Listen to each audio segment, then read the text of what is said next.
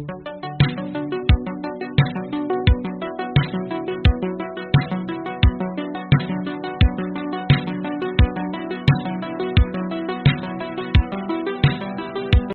Friends, ला education में आपका स्वागत है। मैं एन पांडे। हम सभी पढ़ रहे थे भारत के संवैधानिक विकास। तो हम लोग भारत के संवैधानिक विकास की यात्रा खत्म कर चुके हैं। जैसे कि कैबिनेट मिशन में कह दिया गया कि अब भारत स्वतंत्र हो जाएगा, भारत स्वतंत्र राष्ट्र बन जाएगा। इसमें संविधान सभा का गठन कर दिया जाएगा, उसमें संविधान बनेगा और संविधान लागू होगा और उसी हिसाब से आगे शासन चलेगा। तो इसी परिप्रेक्ष्य में भारत स्वतंत्रता अधिनियम 1947 आता है। देखिए इसमें क्या क्या होता है। 20 फरवरी 1947 को ब्रिटिश प्रधानमंत्री क्लीमेंट एटली ने 30 जून 1947 को ब्रिटिश शासन समाप्त होने की घोषणा की। उन्होंने कहा कि भारत में 30 जून 1947 को ब्रिटिश शासन समाप्त हो जाएगा और अब वहां शासन, वहां के जो प्रतिनिधि नेता लोग चाहेंगे उस हिसाब से शासन चलेगा। जैसे ही यह घोषणा की गई तैसे ही मुस्लिम लीग ने तुरंत क्या शुरू कर दिया, आंदोलन शुरू कर दिया, क्योंकि उन्हें विभाजन चाहिए था। मुस्लिम लीग ने क्या किया, आंदोलन शुरू कर दिया, जिससे भारत के विभाजन की बात कही उन्होंने। अब भारत के विभाजन की बात हुई तो जब प्रस्ताव हुआ तो पता लगा, उस समय तत्काल में वायसराय थे माउंटबेटन। तो लॉर्ड माउंटबेटन थे वह उस समय वायसराय। उन्होंने समीक्षा की, उसके बाद एक योजना बनाया। उस योजना को कहा गया माउंटबेटन। 30 जनवरी को माउंटबेटन योजना घोषित की गई और कहा गया भारत का विभाजन होगा, भारत 2 डोमिनियन राज्यों में विभक्त हो जाएगा। कौन कौन? भारत और पाकिस्तान, ये 2 डोमिनियन राज्यों में विभक्त हो जाएगा। और बताया गया मतलब 14 अगस्त को, 14 अगस्त के बाद भारत में ब्रिटिश शासन, ये मतलब कब खत्म होता? 14 अगस्त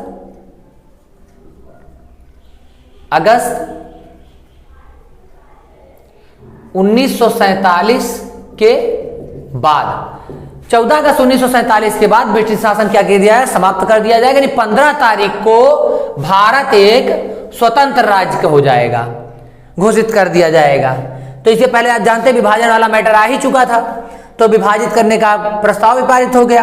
अब कहा गया दोनों डोमिनियन राज्य, विभाजन हो चुका है तो दोनों डोमिनियन राज्य क्या हो जाएंगे, राज्यों में एक गवर्नर होगा जिसकी नियुक्ति ब्रिटिश का सम्राट करेगा, जिसकी नियुक्ति ब्रिटिश का सम्राट करेगा। लेकिन ये बात जान लीजिए, मैंने लिखा नहीं है, जानिए अच्छे तरीके से, कि जो ये गवर्नर होंगे इन पर नियंत्रण ब्रिटिश सम्राट का नहीं होगा।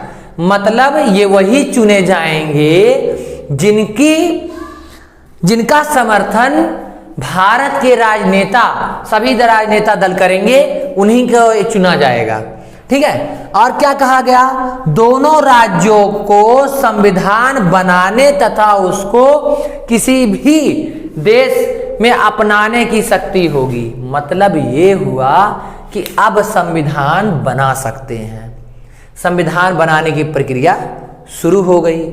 और क्या कहा गया, संविधान सभा को यह शक्ति प्राप्त थी कि वो ब्रिटिश द्वारा बनाए गए कानून को मन कहे तो समाप्त कर सकता, उसे लगे ऐसा कि समाप्त कर देना चाहिए तो वो समाप्त कर सकता है। तो फ्रेंड्स इसके आगे देखिए, जैसे कि हम लोग जानते हैं कि भारत में वायसराय का जो पद समाप्त कर दिया गया है और अब दोनों डोमिनियन राज्यों में गवर्नर जनरल नियुक्त किए जाने लगे।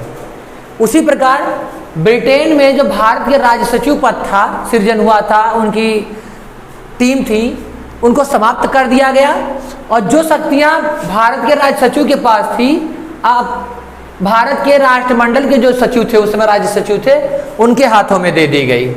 अब भारतीय रियासतों को स्वतंत्र कर दिया गया कि वो स्वतंत्र है, चाहे वो भारत में जाके विलय हो जाए, चाहे वो पाकिस्तान में विलय हो जाए। उसी का एक रिजल्ट था, आप जानते हैं, जम्मू कश्मीर।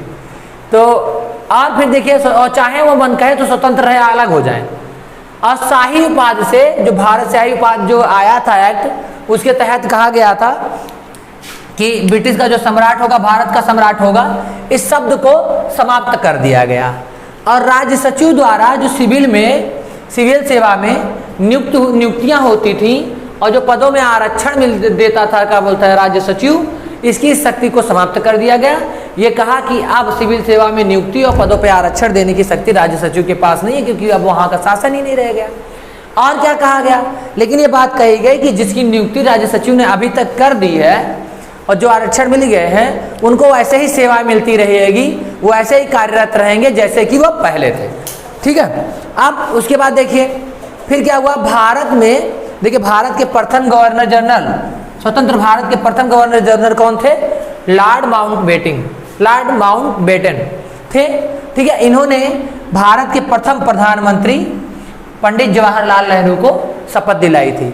इस तरह आपने देखा। और अभी तक का जो शासन है ना, ये जो एक्ट आया हुआ था, एक्ट 1935 के तहत तब तक चलेगा जब तक दोनों राष्ट्र अपना संविधान निर्माण नहीं कर लेते। अब देखिए भारत को स्वतंत्रता मिल गई, भारत में संविधान निर्माण की प्रक्रिया शुरू हो गई, भारत पाकिस्तान अलग हो गया और ये स्वतंत्र राष्ट्र घोषित कर दिया गया। भारत के स्वतंत्र भारत के पहले गवर्नर जनरल जो थे लॉर्ड माउंटबेटन थे और प्रथम प्रधानमंत्री कौन बने? पंडित जवाहरलाल नेहरू बने। अभी आगे मैं और बताऊंगा कि क्या क्या सिस्टम्स थे इनके। तो इस तरह लगभग 200 वर्ष पुरानी दास्तां का अंत हुआ और भारत हमारा यहाँ से आज़ाद हो गया।